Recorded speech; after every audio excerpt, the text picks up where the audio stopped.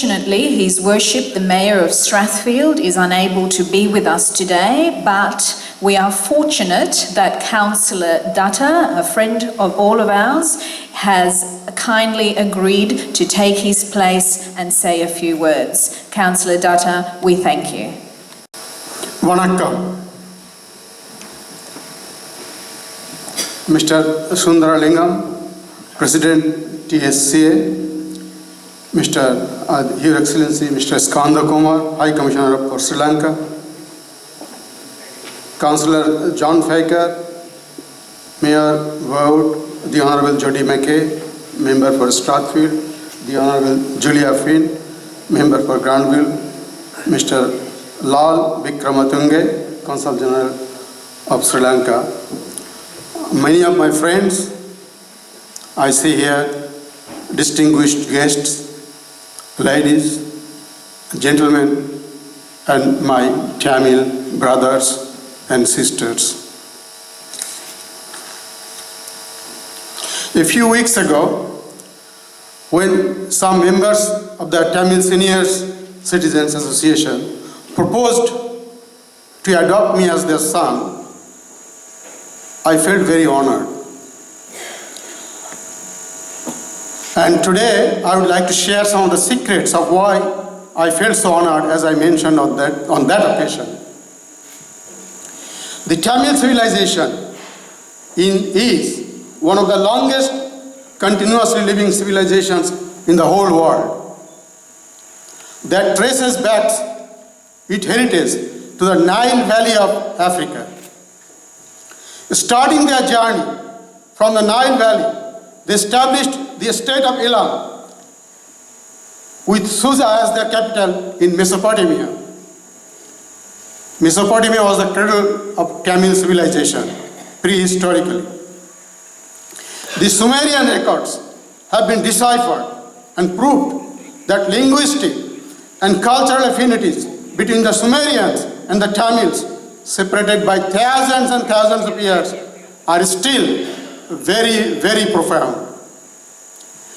The great Indus Valley civilization that grew in North India was established by the Tamil community, 5,000 in the year of 5000 BC. What makes their heritage relevant to Australia is that Tamil people have been living in peace and harmony with Buddhists since 300 BC and with Muslim, Jains, Christian communities since 7th century in a multicultural environment. There aren't many people in the world who have been practicing the principles of unity in diversity in the whole world. Australia can only grow as an increasingly more prosperous and socially integrated and harmonious nation if all of us, regardless of where we came from, believe in the principles of unity in diversity. In Australia, our diversity is reflected in our accent, in our look, in our heritage. But our unity is reflected in our faith in Australia's democratic framework, in Australia's principles of non-discrimination, in Australia's principles and love of social equity and equality. These are our unities as Australians.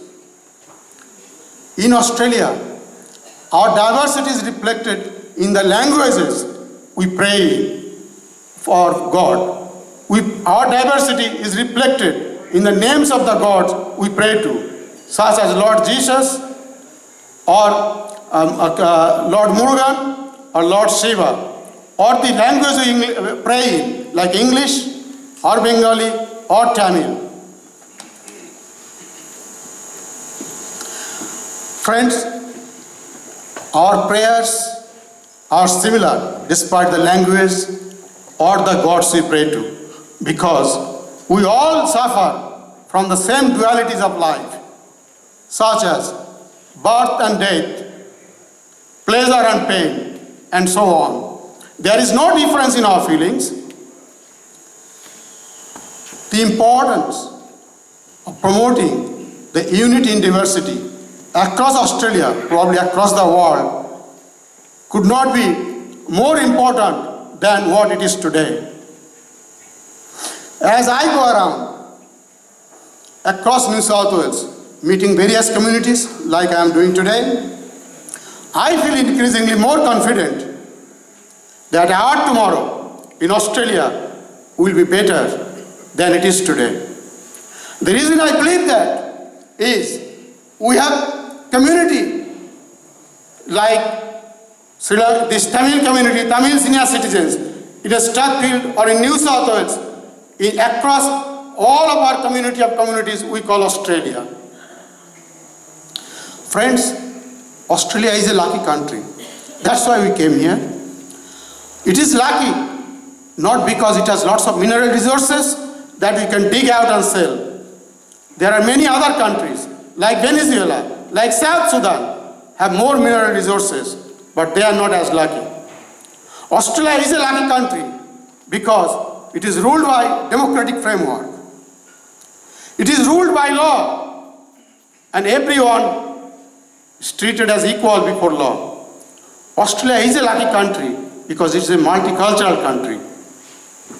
Friends, we are lucky because regardless of our heritage, we all can expect to have the opportunities to become the best we can be. That's we are lucky. The Tamil peoples, friends, are the living examples of a heritage that will continue to transform Australia for better, for future.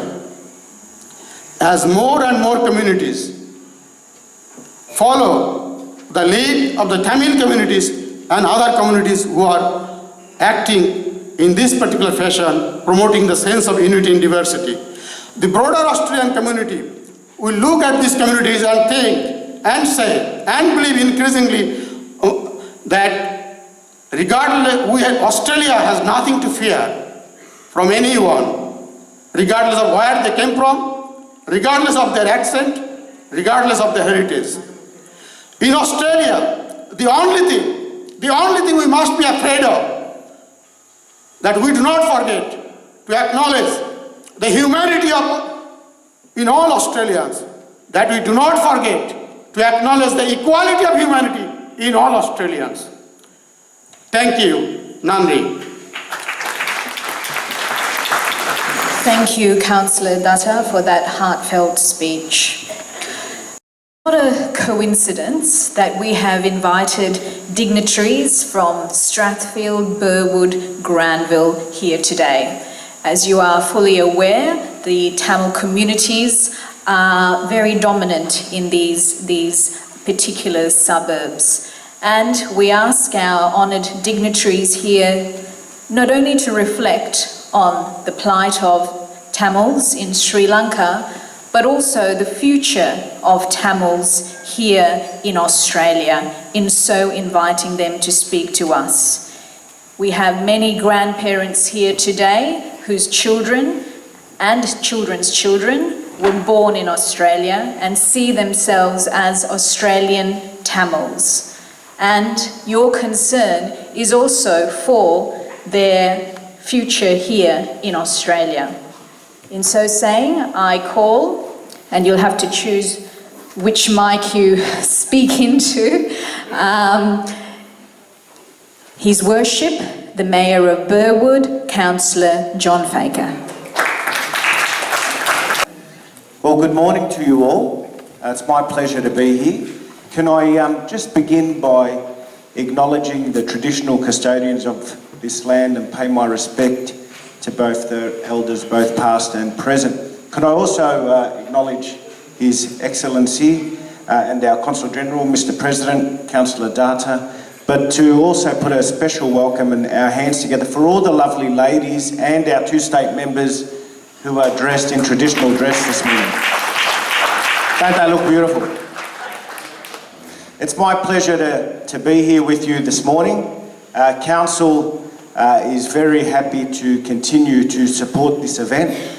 And can I just add a congratulations to the Tamil Senior Citizens Association who only 25 years ago began with 27 members and today has over 850 members. And the work you do in your community, we are very fortunate.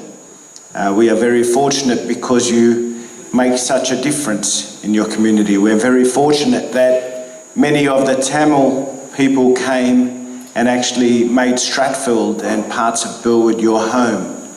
And you have been able to contribute in your community through volunteering and through a community group such as the Tamil Seniors today.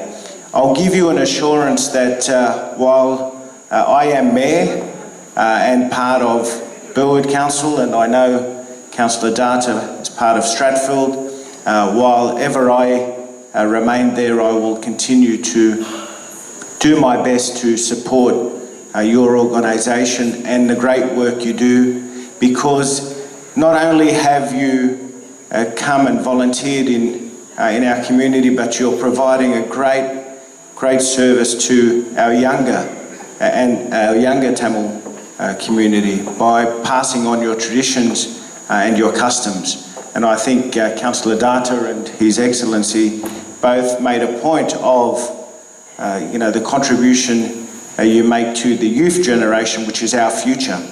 And Australia is our home. It is our home. I'm fortunate to be born here, but I'm the son of immigrants who made Australia their home, and it's such a great place because of the cultural diversity that we have in our communities, such as your community. And I commend you for all the work you do, and I hope to see you at your 26th year anniversary next year. Thank you once again, and well done. Thank you, Your Worship. It is always delightful to see our MPs wearing traditional costumes, and we thank you for continuing to do so. It is a great respect you pay us today. I would like to call upon the MP for Strathfield, the Honourable Jodi McKay.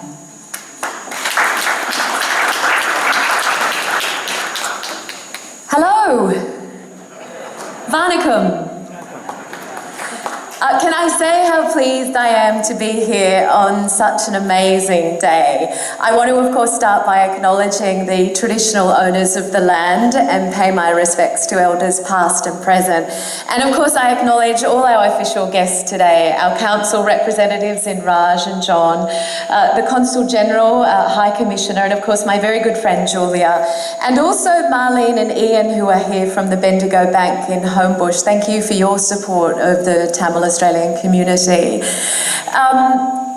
It is marvellous for me to stand here. This room is amazing. So to all those who've gone to so much trouble to make this such a special day, I am, as the member for Strathfield, very, very grateful. It is important, I think, to celebrate all you have achieved over the last 25 years. As Suntha remembered, this group was formed to provide friendship and support for each other during a very difficult time. I cannot imagine how difficult it would have been to come from a country that you called home to a country that you needed to make your home. You had to familiarise yourself with schools, with the health system. You had to familiarise yourself with how to get a home and a house. And so this group was formed out of a desire to make this country your home. And I want to pay tribute to you, Suntha, as President, and to the committee, and to each and every one of you that has remained true to that original purpose.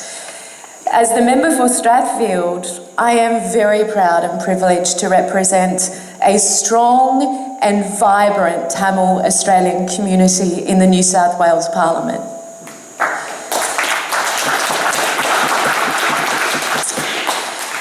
To you, High Commissioner and Consul General, I want to thank you both for being here today and showing your support to my community. And I also acknowledge those words, High Commissioner, that you spoke about the path to reconciliation. And on behalf of my community, I am pleased that you recognise that there are still issues, past issues that need to be addressed in Sri Lanka. And I am pleased that you recognise that those people who are here today, our elders of the Tamil community, have a role to play in that. I think it is amazing that you have all come together, and I thank you for that. You see, your desire, your wish, is for every child who is born of Tamil parents in Sri Lanka to feel as proud as being Sri Lankan as they are Tamil, not just because of where they were born, but because of the way their country treats them. Because here, a child born to Tamil Australian parents is as proud to be Tamil as they are Australian because of the way this country treats them. So thank you to each and every one of you for the 25 years that this community, this group, the Tamil seniors have existed, and the contribution that you have made to making the rich tapestry that is Australia such an amazing, inclusive place. Many of you are professionals, you are well educated, and the contribution that you have made to my community of Strathfield is always, will always be, has always been appreciated. I wish you a very happy 25th. And I say again how privileged and proud I am to represent you, each and every one of you, in the New South Wales Parliament. Nandri. Thank you, the Honourable Jodi McKay. I now call upon the Honourable Julia Finn, MP for Granville.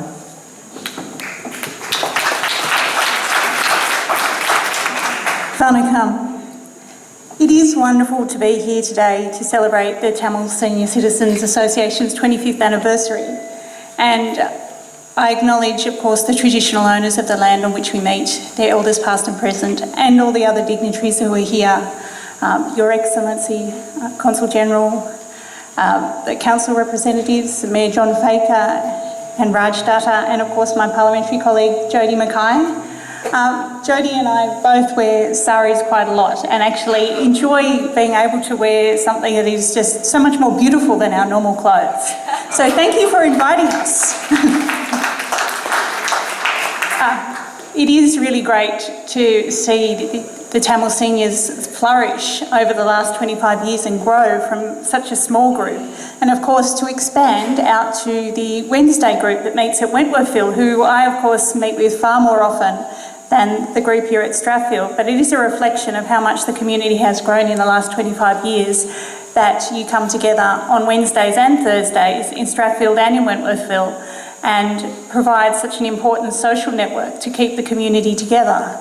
And I know so many of you came here in the 1980s fleeing persecution and the very start of the war, and other people have come to join their children and families over the last few decades and made Australia your home, and you've made a wonderful contribution to this country.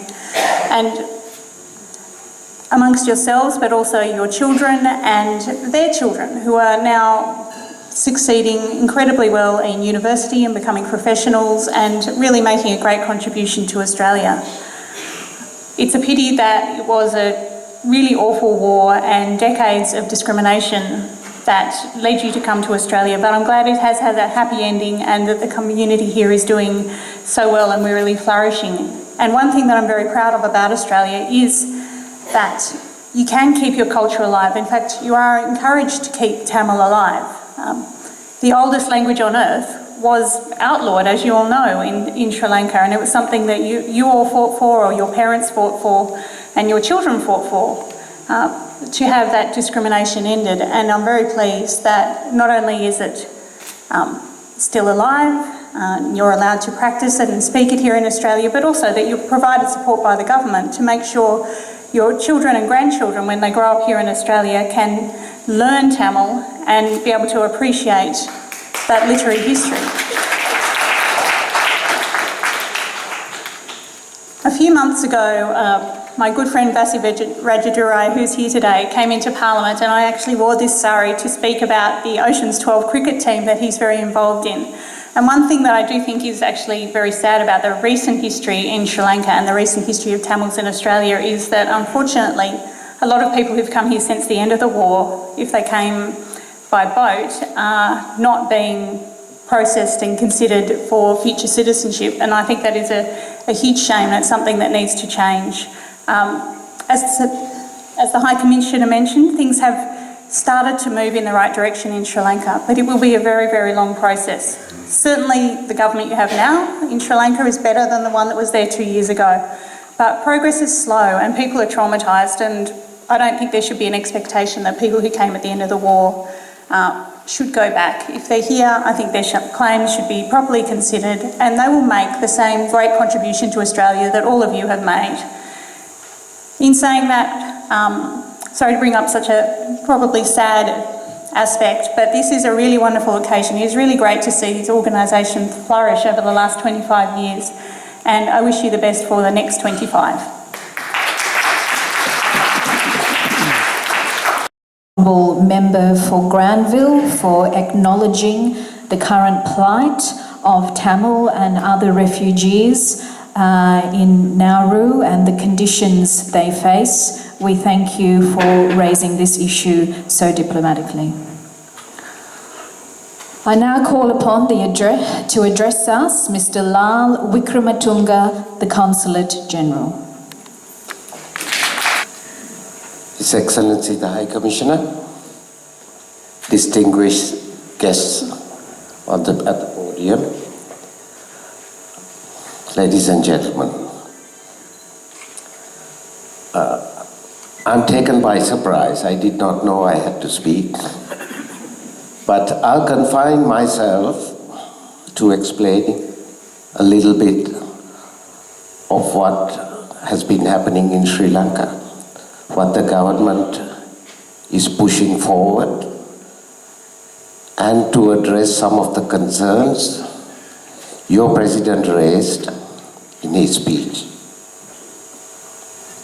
The High Commissioner himself explained some of the aspects that His Excellency the President of Sri Lanka pledged when he took office. Things have moved on from there. There are many things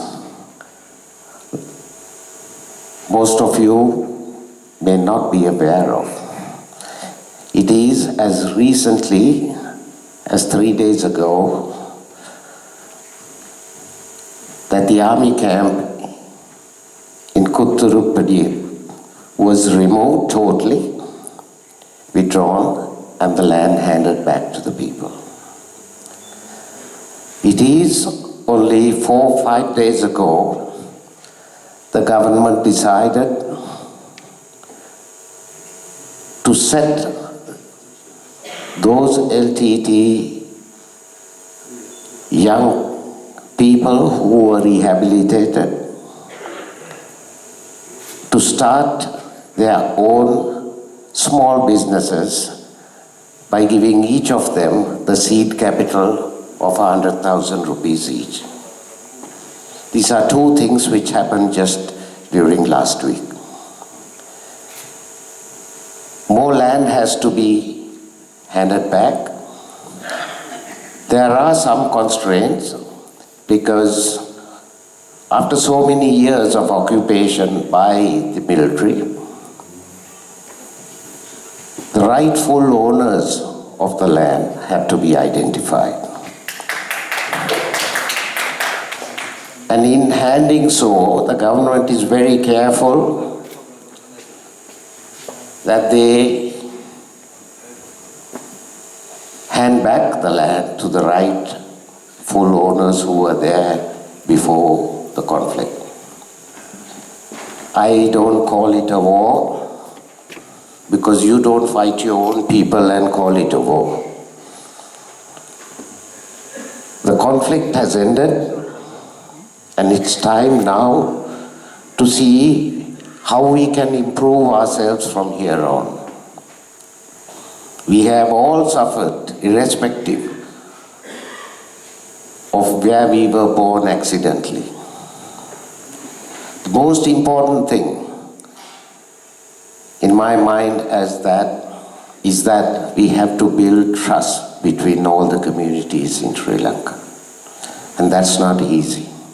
But it's not impossible either. Here's the testimony. If we can do it in Australia, we should be able to do it everywhere. Sri Lankans are clever people. As you know, the example is Australia. We have to make the Sri Lankans do what they can do outside within Sri Lanka. Fortunately,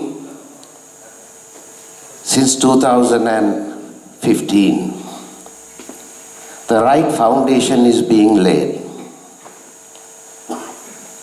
And as I said, building trust is important, and I can tell you, as the High Commissioner reiterated earlier, that let's trust this government. This is the best chance we have. And I believe the first few steps that have been taken have shown that direction. We have sung the national anthem in Tamil after perhaps 50 years.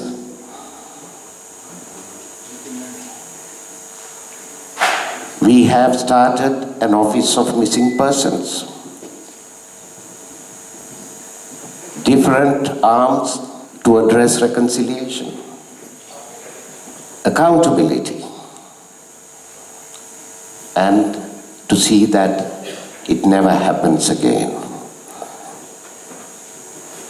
I must thank Mr. Sundarlingam and your organization and all those committee members who have served over the years in building up this to what it is today.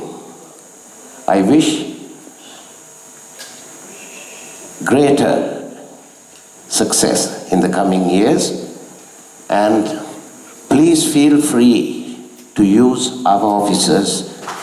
Come anytime, and our doors are open to help you. Even those persons who have lost everything, the government has now said, anyone who walks in to the consulate or High Commission, please process papers and give them a passport. So these steps are being taken. Please do come across. We are there to help you and continue the good work that you've been doing. Thank you very much. Thank you, Mr. Lal Wickrematunga Singha, firstly for accepting our invitation to address us here today and your reassuring words. To further thank our distinguished guest, I call upon the Vice President of the Tamil Senior Citizens Association, Mr. Nicholas Rajanayagam, to say a few words. Mr. President, Your Excellency, the High Commissioner, other dignitaries who are present here, our invitees and fellow members of the Senior Citizens Association. Before I say a few words, I want to ask the High Commissioner one question. Sir, did you win the electrician contest prize at Royal College? I was taken aback after listening to his flawless speech. Such a fine speaker. It is very few who can, out of Sri Lankans, who can speak so fluently and so eloquently. I must thank you, sir, for your flawless speech.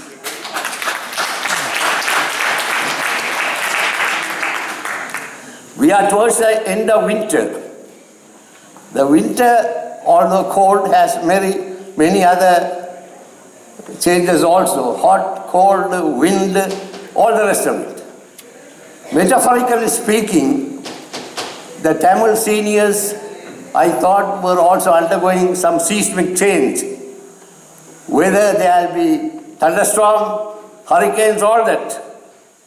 But after having a peep outside and seeing around, I think wiser counsels have prevailed, and I thank all those who have become wiser now without any sort of protest and allowed us to have this seminar today.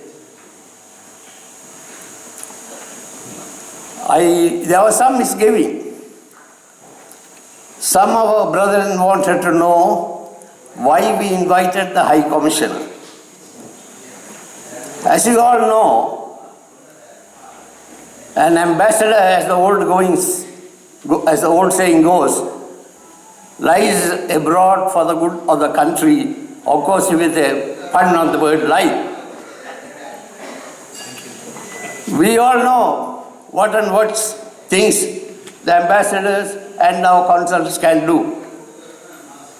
After listening to their speeches, I feel so inspired when they told us that conciliation and peace are the essential ingredients for all of us to live happily in our country. I have absolutely no doubt that the High Commissioner will use his good office, as he has already told us and emphasized that President Sri Lanka is very keen on conciliation process. He also said, as Lal said, that there could be some delay.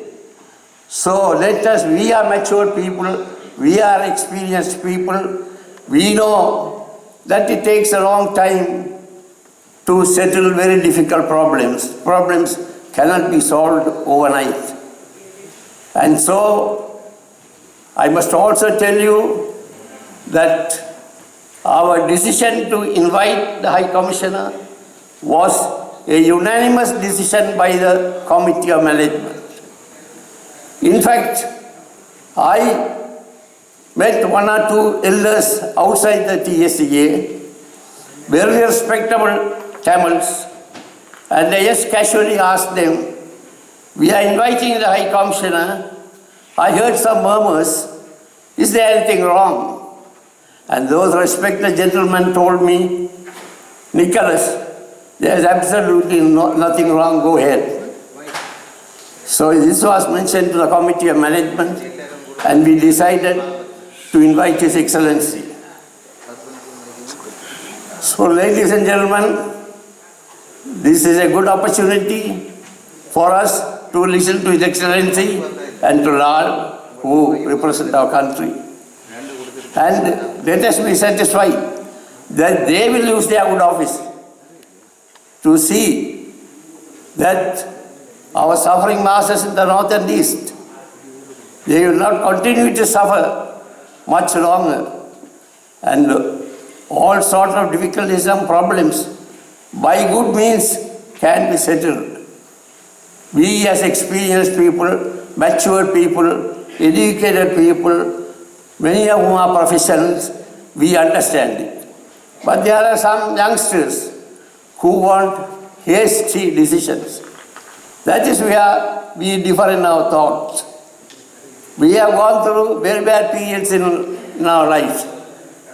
The word violence or terror is abhorrent.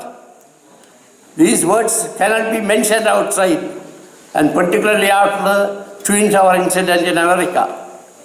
It is by peaceful means that we can resolve our problems. So I wish to convey through you to our youngsters that we are as keen as they are to have the problem settled. It is they who are going to live longer. Some of them are like our children. some are grandchildren, some may be even great-grandchildren. And those people must realize that we elders don't take hasty decisions. We take decisions after considerable discussion and thought. Our president has also emphasized and mentioned about the sufferings of our people in the north and east. In fact, when the SBS interviewer asked me last week, can you give me a guarantee that your president will mention these matters in his speech on the 27th?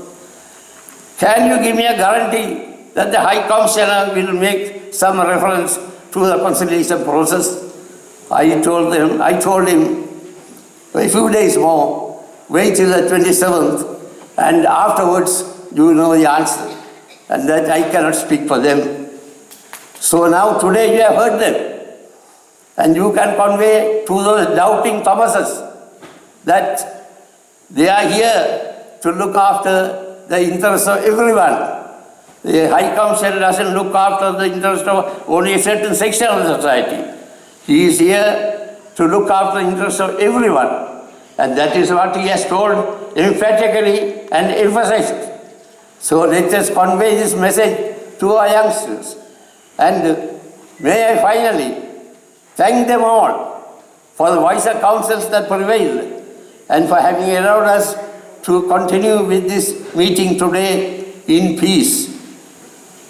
I am sure we are all happy that the expected sort of seismic change did not take place, and the weather, metaphorically speaking, the weather has been good. Sir, you have been a very eloquent speaker, as I told you earlier. You are an old boy of Royal College, I heard. We also have some Royal College products here, Rama, Pudmanathan, and a few others. They are also as good as we are, perhaps. So we are fortunate to have some Royal College products here. I thank you, sir. Once more, thank you, Lal. And thank you all distinguished guests for your presence and for the very fine points that all of you have made this morning. Thank you all. Vice President, and we thank all our distinguished guests here for participating in today's function.